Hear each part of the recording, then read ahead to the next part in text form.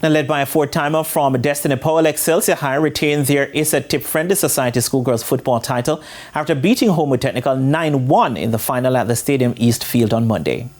8 years, 8 finals, 8th time successful. That's the story of Excelsior High in the schoolgirls football competition. The onslaught started from the second minute when Destiny Powell got Excelsior rolling.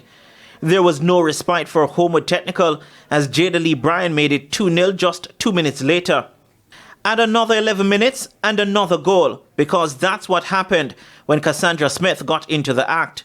It was 4-0 at halftime when Powell returned to add her second of the game. The second half produced more goals as Shantae Price made it 5 before Powell got her hat-trick to make it 6-0. Powell completed her fourth-timer in the 71st minute as the game turned into an afternoon stroll. Homewood took the sheen off Excelsior's victory when Jamari Jones scored her 39th goal of the season.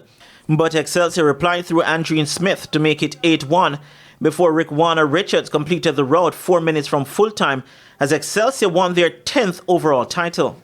I mean, for finals, it's really one-sided. And I thought that the best team that we have played today was the team that we played in the semi-finals. But nevertheless, that's the nature of the game. But we get some good tests from time to time. Some teams are getting there, but I mean, it's far from where we are. It's not being cocky, but I mean, the reality is that there's still some work to do for the other schools. I know going up against Excelsior is not an easy team to play.